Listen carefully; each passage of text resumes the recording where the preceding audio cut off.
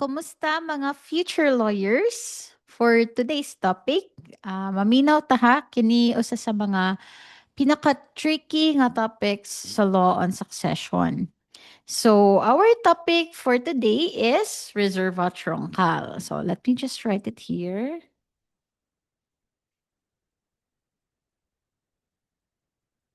Okay, reserva truncal.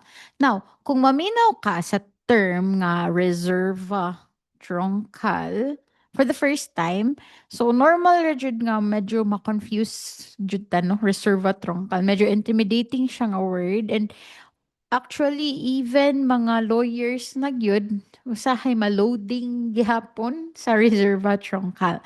Pero here is my promise to you. So pag human ani nga video, mag-gets na nimo kung unsa ni siyang gitawag na to nga reserva truncal, kinsa ang mga persons involved, and kung nganong important ni sa bar exam and also sa actual practice.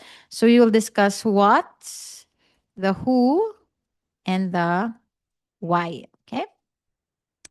What is reserva truncal? Who are the persons involved in this concept of reserva truncal? And why is there reserva truncal? No, what is the reason behind reserva truncal? Okay. So let's start with the what. Okay. What is reserva truncal? Now, if you have your codals with you, you can pause this video, get your codal. Or if wala mo'y codal, pause this video also, and then search sa inyong browser, sa imong phone ba yun, or sa imong laptop or computer, no? Ang legal basis na to for reserva truncal, because before we proceed with the other topics, kinahanglan mabalaan sa nato what is reserva truncal. It's the very basic, okay? So reserva truncal is found in Article 891 of the Civil Code. So what diri? Article 891 of the Civil Code of the Philippines. So naana ninyo ang inyong codals, paklia, pangita ang Article 891. Okay? So let me read it to you slowly, no, in toto, verbatim, no, sa ato ang Article 891. So it says here, the ascendant who inherits from his descendant any property which the latter may have acquired by gratuitous title from another ascendant or a brother or sister is obliged to reserve such property as he may have acquired by operation of law for the benefit of relatives who are within the third degree and who belong to the line from which said property came. Okay? So nakasapot ra ba mo sa inyong gibasa, no? Bisan gani by reading it on its own, medyo libog yun siya daan, no? So, mas nilito to if na ako diri. If you will give me time to write the provision here para mas clear siya sa ato ang minds. Okay, let me just use another color. The ascendants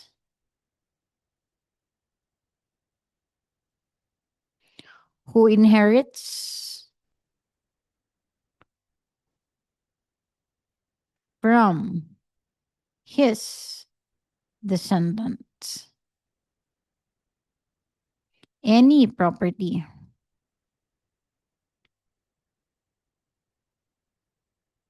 which the latter may have acquired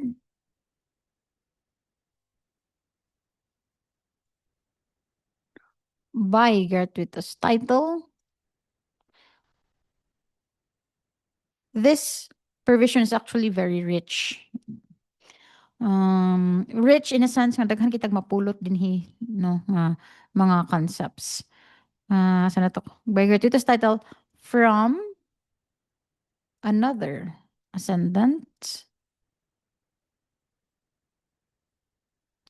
or a brother or sister is obliged to reserve such property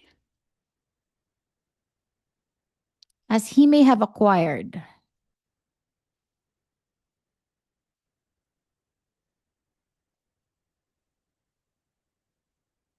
by operation of law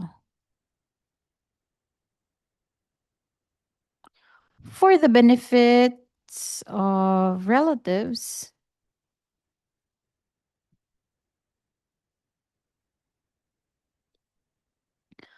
who are within the third degree and who belong to the line from which said property came. All right. So taas kaayo siya, no? Let me just change colors para ma-emphasize na to. Red. Okay. So the ascendant, nag-inherit siya from his descendant. Okay.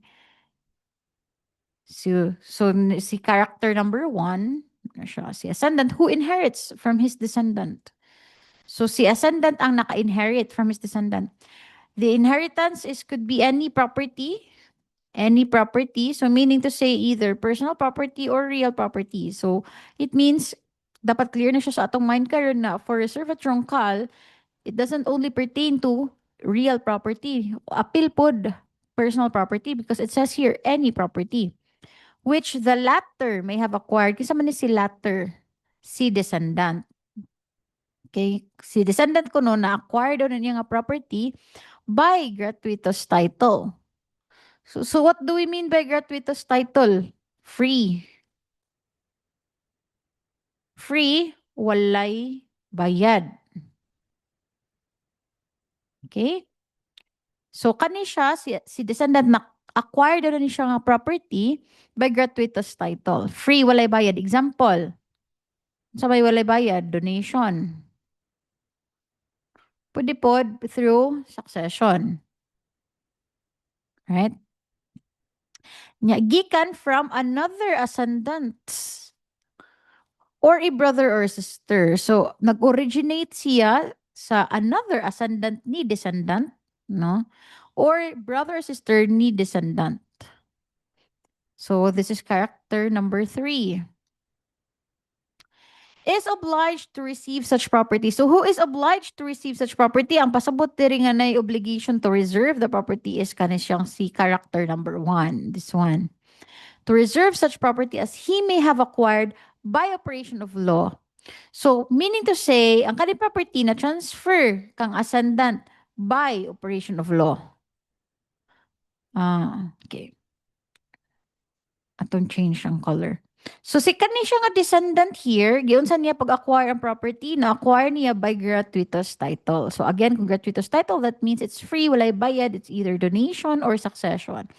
But in the case of this descendant, na-acquire daw niya nga same property by operation of law only. Okay? Operation of law only. Dili pwede through donation. So what is an example of a transfer by operation of law? Succession. Particularly intestate succession. Without will, or if with will, pertaining to the legitim and not pertaining to the free portions. Okay? So legitim. If with will. Okay? So by operation of law. For the benefit of relatives, so let me go back to the red one. For the benefit of the relatives who are within the third degree plus who belong to the line from which said property came. So, kani siya ang ato ang number 4. Fourth nga character. So, daghan jud kay nung. So, maunang medyo libog yun ang reserva truncal. So, ato lang siya i-break down. no? Para di kay siya anak ka-intimidating. Okay? So, let me erase some of the details here.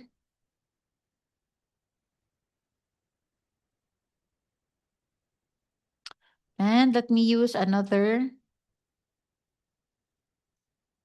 color. Okay, this one. Okay, example. Lola Rosa. Okay, Lola Rosa. Lola Rosa has a land. Okay, let's say parcel of land. Then Lola Rosa gave her land to her son. So, yung gihatag ni son, Pedro. Okay. Paghatag ni Lola Rosa ani kang Pedro, it was either through a gift or donation. Okay, donation. Or kung wala niya gidonate ni siya nga land kang Pedro, it was transferred when Lola Rosa died without will, then let's say si Pedro ra ang iyahang legitimate descendant, so automatically maadto kang Pedro, no? So it's either through donation or through succession. Basta kay by way of gratuitous title. Okay, by way of gratuitous title. Now, that's the first transfer. Okay, no? So, si Lola Rosa, padung kang Pedro. Okay, Lola Rosa is an ascendant. Correct? Ascendant. Now, later on, Pedro died. Okay? So, namatay si Lola Rosa, namatay si Pedro. Okay, let's say namatay si Lola Rosa, na-transfer ang land padung sa iyahang anak nga si Pedro. Then, Pedro died. He died without a spouse, let's say, or wala sad siya children. Okay. So, kung inana, by way of intestate succession, who inherits the land? So, si land, nabalhin diri kang Pedro, di ba? Naanhin na ni Pedro. So, wala na ni kang Lola Rosa. So, nana ni Pedro. But namatay man si Pedro, wala siya asawa, wala siya anak. So, asa na siya punta? Kung wala legitimate descendants or legitimate children, descendants, wala siya any descendant, the land goes to his father. So let's say napabuhi pa yung papa. Okay.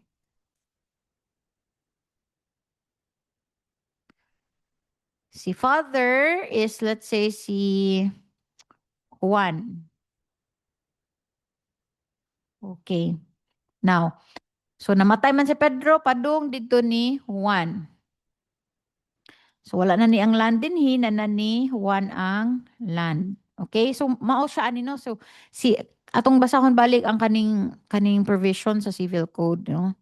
The ascendant who inherits from his descendants. So kinsay pasabot diri nga the ascendant. Pasabotan na kaning si Juan.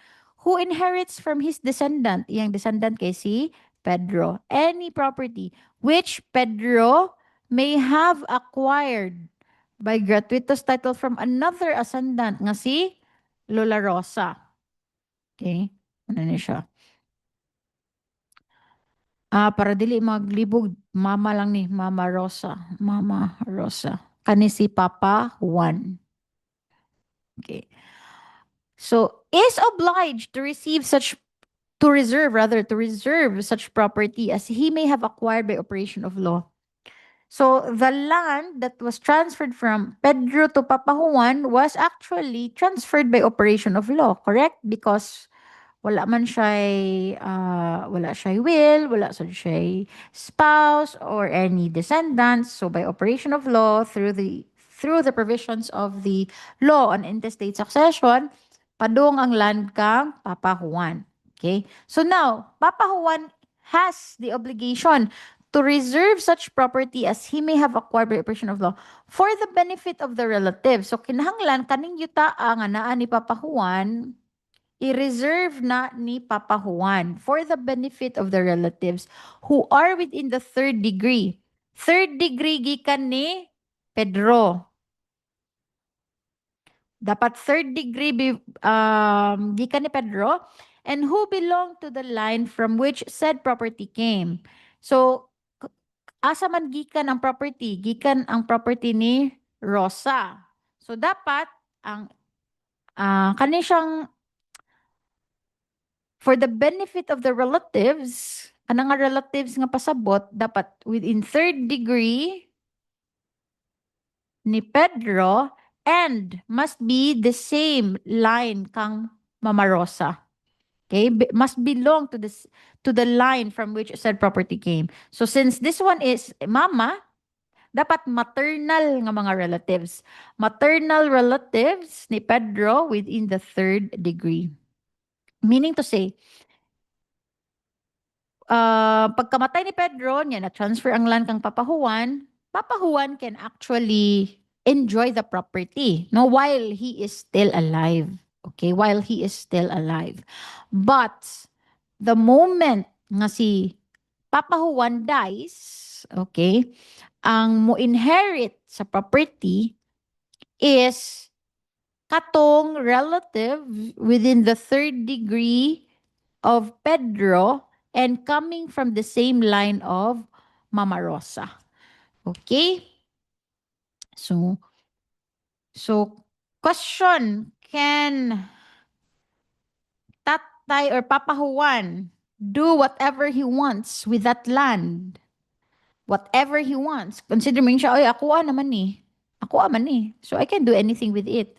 So is that correct? No? Can he do whatever he wants with that land? The answer is no. Okay? Because although he is currently now the owner of the land, dili 100% ang iyahang power or authority over that land, because the law says, kaning Article 891, no, the law says that since the land originally came from the mother's side, kaning si Mama Rosa, so the law says, hold on, wait lang sa Papa Juan, that land belongs back to the family of Mama Rosa. Okay? It should be reserved sa family ni Mama Rosa. So, kinahanglan i-reserve siya sa line ni Mama Rosa and dapat within the third degree from Pedro. Okay? So, yes, Papa Juan, you can use it while you are alive, but when you die, you have to give it back to Mama Rosa's relatives and not to your own relatives. Like for example, if kaning si Papa Juan, na ano siya mga igsoon, or na pa ni siya papa, ug mama, buhi pa.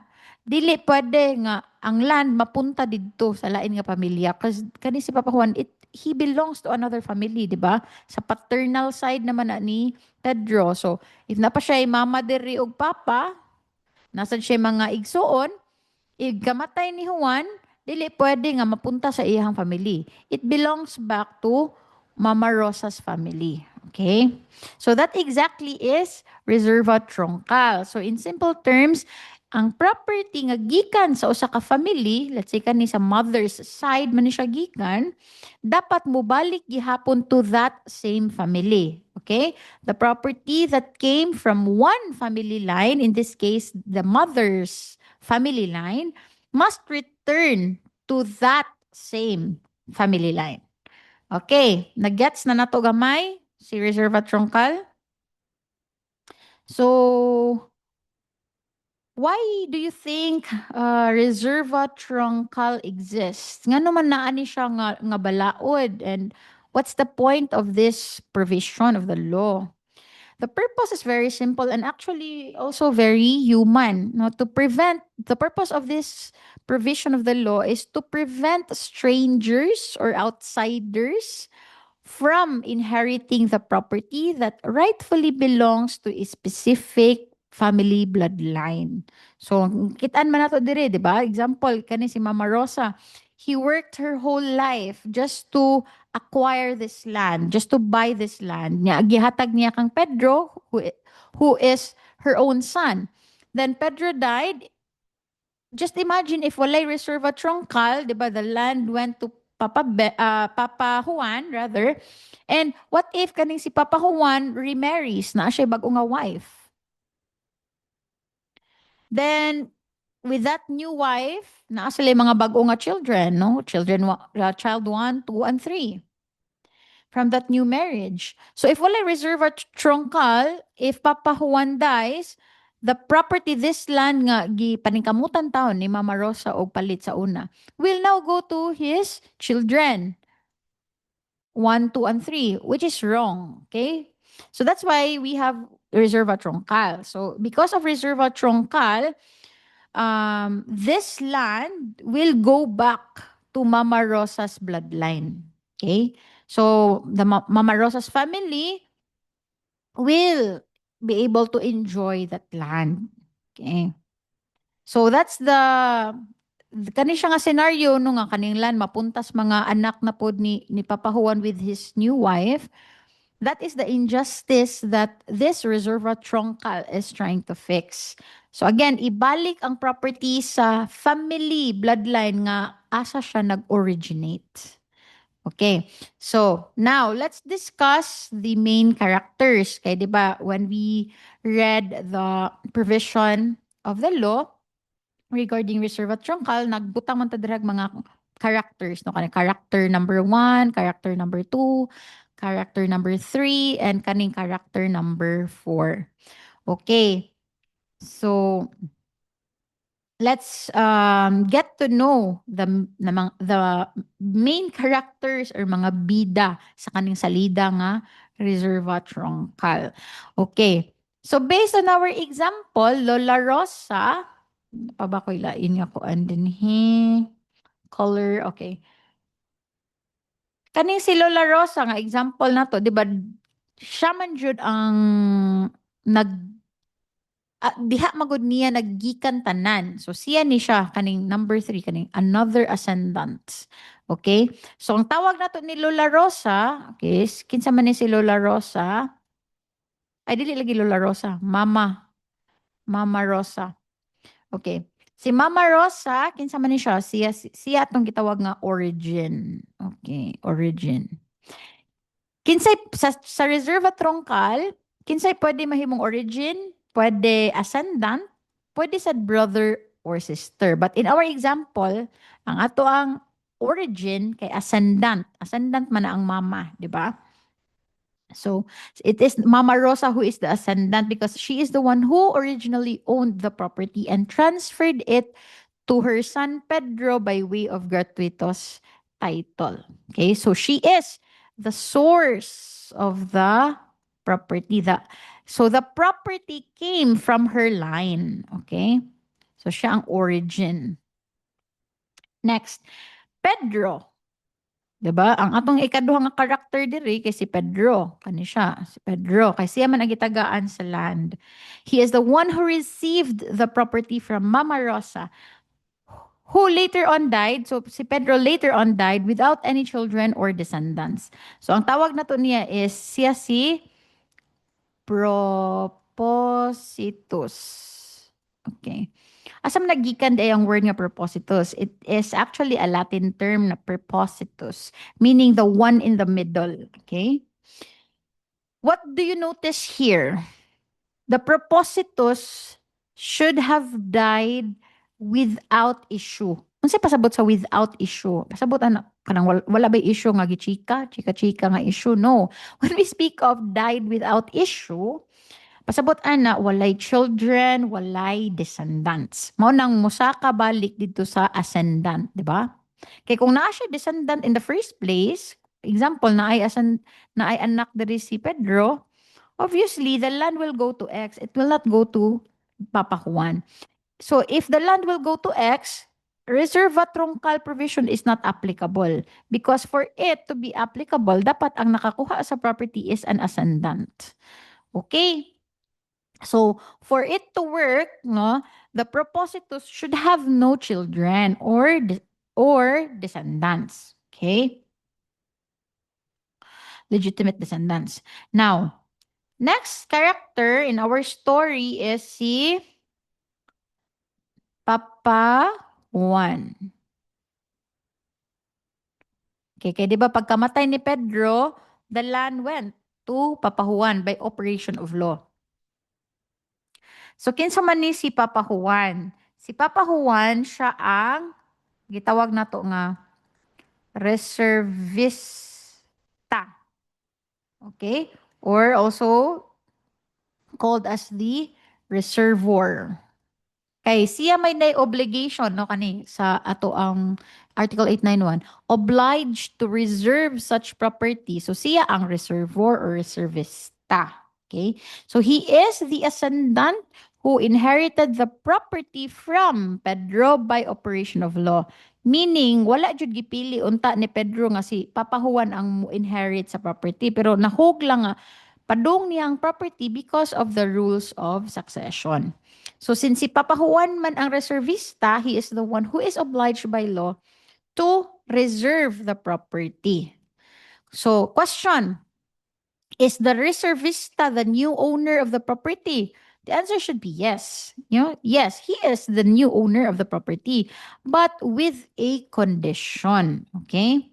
So it is subject to a condition. What specific condition? It is a resolutory condition, meaning he can use the property, he can enjoy it while he is still alive, but when he dies, if he dies, no, and then there are still those relatives of Pedro within third degree and belonging to the same line of Mama Rosa, the property must go to them and not to the heirs of Papa Juan. That is the condition. Okay?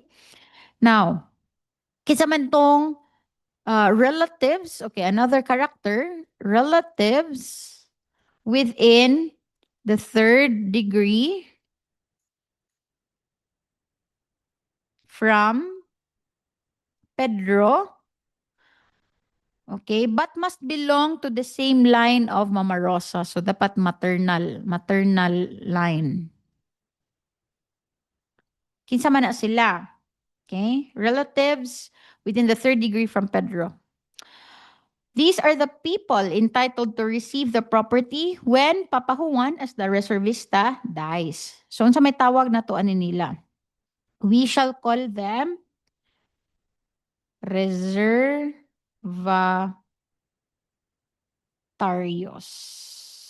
Okay? So, they are the ultimate beneficiaries of the reserva. Okay. So in this case, kapila de transfer ultimately until here. So there should be 3 transfers. The first transfer is from Mama Rosa to Pedro. That's the first transfer. Then from Pedro to Papa Juan. That's the second transfer. And then the third transfer is from Papa Juan to the relatives of Pedro within third degree in the belonging to the maternal line. So that is the third transfer. Okay? So, kinsa man ning mga relatives sa third degree from Pedro? Who are these reservatarios? Okay, kabaw mo count og degrees. Okay, for this one, akto sang i-erase ha ato ang kani. I believe okay naman taan ni para dili kay gubot ato ang presentation.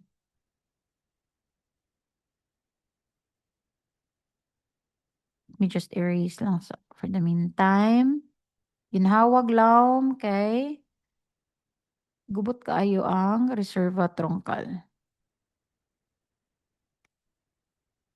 Kadugay man ani ma-erase.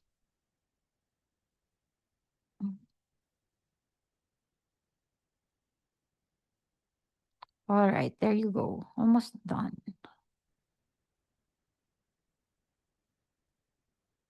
Okay.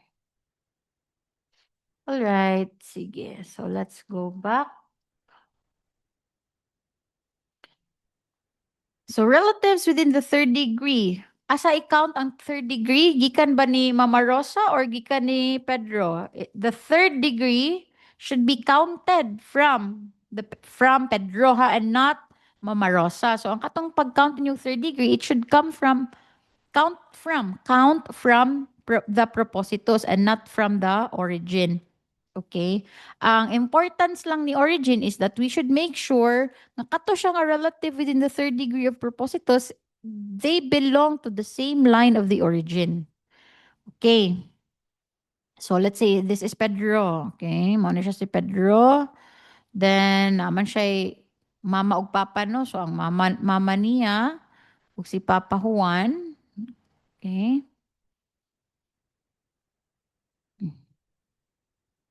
Okay. Si Mama Rosa, siya mama ug papa. Okay? Lolo ug lola na lang na. Lolo ug si lola. And then si mama niya, pwede man sad nga na ay igsuon, di ba? Ako tarongon ni siya og itsa ha. Tarongon na to og drawing.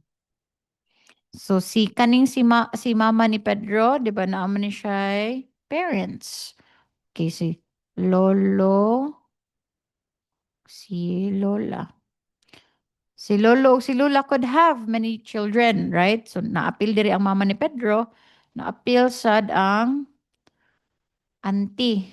Auntie ni Pedro. Okay. Unya, kaning si mama o papa ni Pedro could be nga naay wait, si no, no. Kani si auntie na siya anak, okay? Cousin. Cousin na ni Pedro, correct. Si cousin na apo na siya anak. Unsa naman na ni Pedro? Kung ano na niya? Niece or nephew.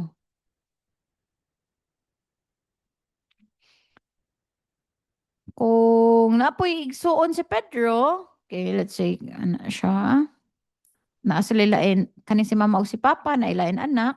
So, kana siya is sibling ni Pedro. Okay? Sibling na ay anak, niece, or nephew. Ang kaning family tree sa iyang papa, dapat di na ta mo care ana nga part. Kung na ba na siya, kinsa man na dira, whatever. Wala na na siya ilabot. Ngano man, nganong di man na nato kinahanglan i-trace kung kinsa na sila. It's because, di ba, under sa rules sa Reserva Troncal, kay dapat ang reservatarios is coming from the original line. I mean, the line of the origin. Ang origin din is si mama man, di ba? Si mama. So, dapat maternal rajud nga mga relatives ato ang tanawon. Okay? Now, let's count the degrees. Let me change color. Okay, let's count the degree. Pila man ka degree ni si Pedro padung sa iyang parents. Mo na siya ang first degree, no? One, one. Okay, one. One said. Si Lolo Lola, two. Okay, so second degree na ni Pedro. How about si Auntie? Si Auntie kay one, two, niya pa daw, three. So third. Si cousin, fourth na siya. Fifth na siya. Kaya one, two, three, four, five. Ika-fifth na niya. So, kani si cousin o si anak ni cousin, wala na ilabot, no? Kaya nga naman, ingon man diri nga, kutubra sa third degree coming from Pedro. So, wala na sila ilabot. Out of the picture. How about si sibling ni Pedro? Let's say, na siya diri mga siblings no from this line. So one kay kapila man na niya nga degree, so that's one padung sa iyang mama and then padung here. So two, second degree na niya iyahang sibling. Could be a brother or a sister. Dayon, going down sa niece and nephews, third na siya. Third. Okay? So, maura ni sila tanan ang discovered sa third degree from Pedro within the maternal line. Okay? So, what if, obviously, kaning si mama ni Pedro, wala naman gina siya niya. Si papa ni Pedro, wala naman pod kay we are talking about the reservatarios, no? Mukamin ra ni sila kung wala na si Papa Juan. Ug wala na pod si Pedro, obviously, di ba? So kanin silang duha, rest in peace na si Pedro, rest in peace na pod iyahang papa, rest in peace na pod iyahang mama, okay? So basically wala na gyud sila. So ang available ra to inherit, let's see na pa ang lolo ug lola, no?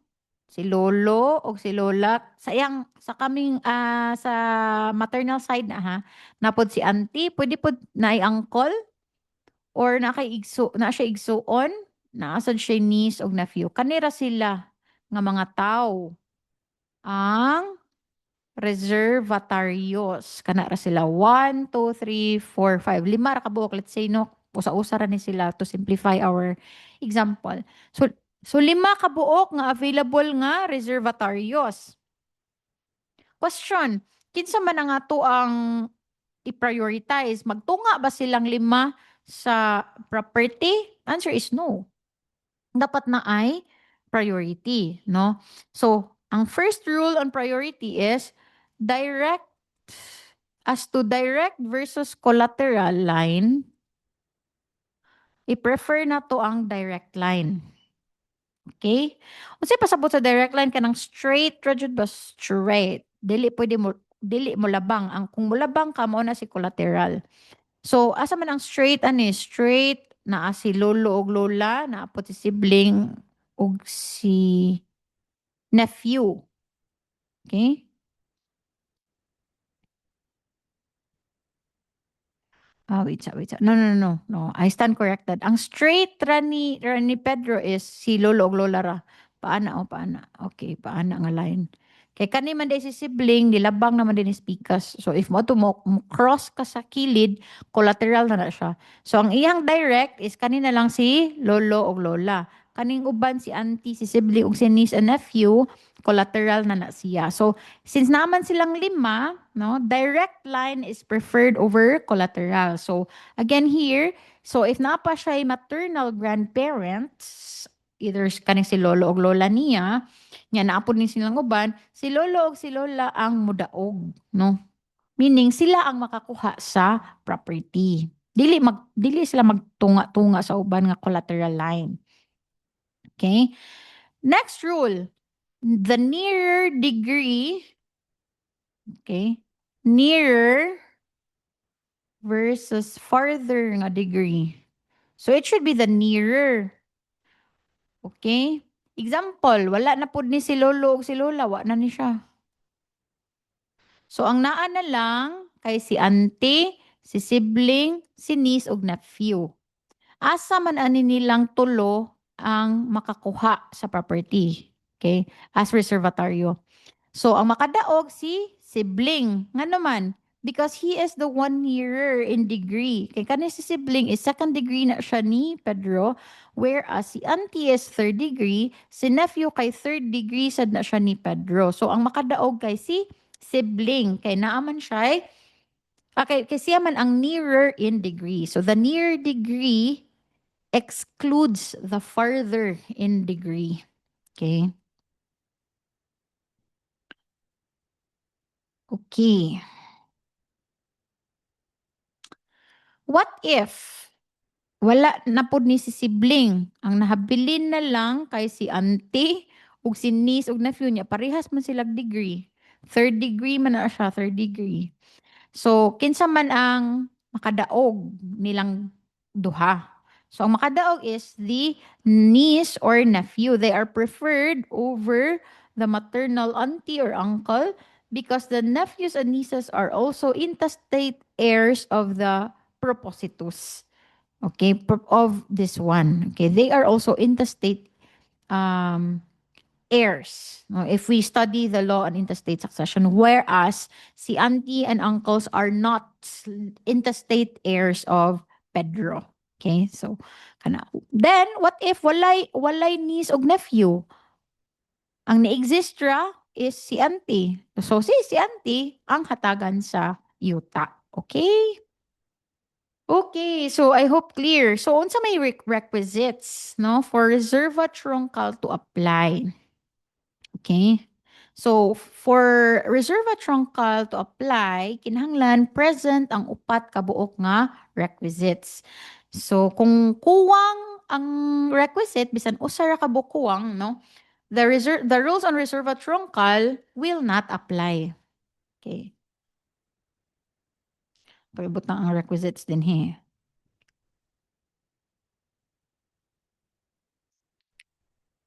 Okay, then for the four requisites. S ni siya. Okay, the first one. The property should be acquired by propositus from an ascendant or brother and sister by gratuitous title. Okay? So, ato lang panganlan, dili lang ta mag-use og word nga propositus, reservista origin, and so on. Ato lang yung panganlan dire para clear siya. So, meaning, Pedro, as the propositus, no, acquired the land, this is the property in question, from an ascendant or a brother or a sister by gratuitous title. Ako na lang dyan i-generalize. Sorry. Nag-change akong mind. So, instead of Pedro, ako na lang dyan ibutang diri. Si Propositus. Propositus. Okay. Propositus acquired the property from an ascendant, brother or sister, by gratuitous title. Okay, that's the first requisite. Second requisite, again, unsa gay pasabot sa gratuitous title, it should be free, walay bayad. Okay? So, it's either donation or kung inheritance man gani through a will, if na will, it must pertain to the legitim. Pero if walay will, automatic intestate succession, that is also considered as gratuitous title.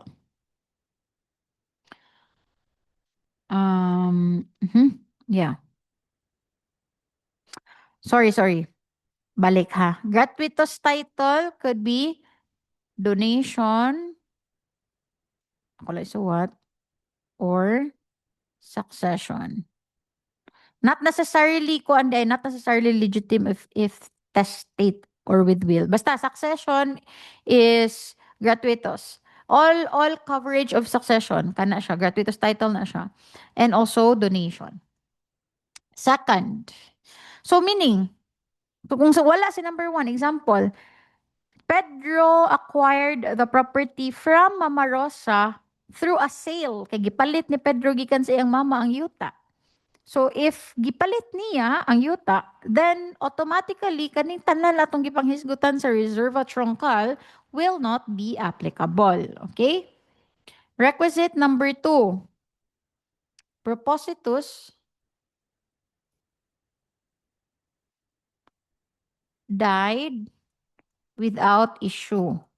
Kung sa ganito akong giingon, kung died without issue, it means no legitimate descendants, no children, no grandchildren. Okay? Why? Because if si Pedro na siya descendants here, legitimate descendants, the land will go to the descendants and not to the ascendant. Okay?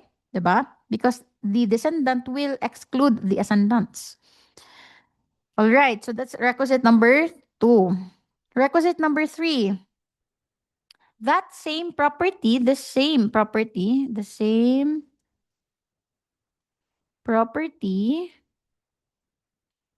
is inherited by another ascendant. Ascendants. This time by operation of law. Lahi siya diri sa number one. Kaya diri sa number one, gratuitous title, meaning pwede donation. Diri, operation of law. Okay? Dili pwede donation. So, kung wing kag operation of law, succession ra jud na siya.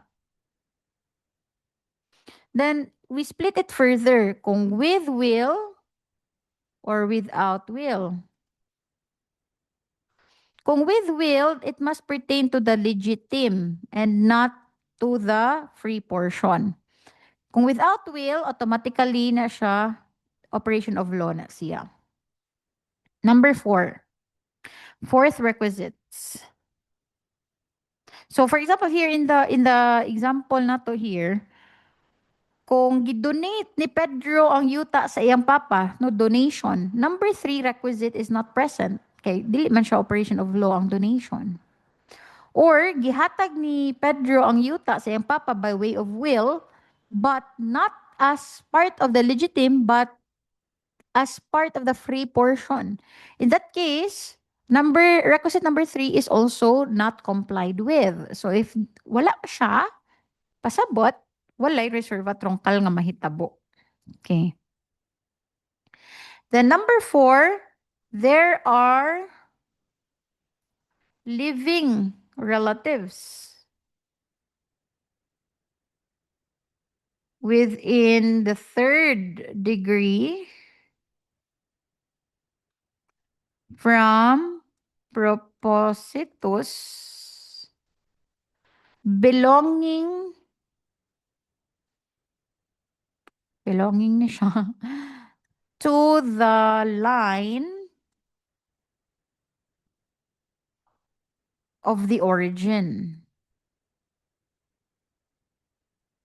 So importante nga atong tanaw ng origin kay dapat ang atong hatagan ra nga reservatorios is coming from the same line of the origin. Like ato ang tanaw ganiha kang Mama Rosa ra jud dapat nga mga relatives. So labot ang mga relatives ni Papa Juan. Okay. So nasabtan ba? Okay, so ano siya? If si Papa Juan um has a girlfriend or another wife, can he give the land to the girlfriend or the wife? The answer is no. Papa Juan is prohibited from doing that because of reserva troncal. Okay, because the land is considered a reservable property. All right. Since all four requisites in our example are met, then reserva troncal exists. Okay? So, kana lang sa for now. Okay, I hope nga medyo clear na ato ang minds, no? Og unsay reserva troncal. And para to check pod if sakto inyong nasabtan sa ako ang discussion, you can also check sample bar exam questions, past bar exam questions relating to reserva troncal, and then try to answer it on your own and then check the suggested answer if nagtugma ba ang inyong tubag. Okay, so that's it for now. Thank you all for listening. I'm gonna stop recording and hope nga naamoy napulot nga valuable lesson from this recording. Thank you everyone.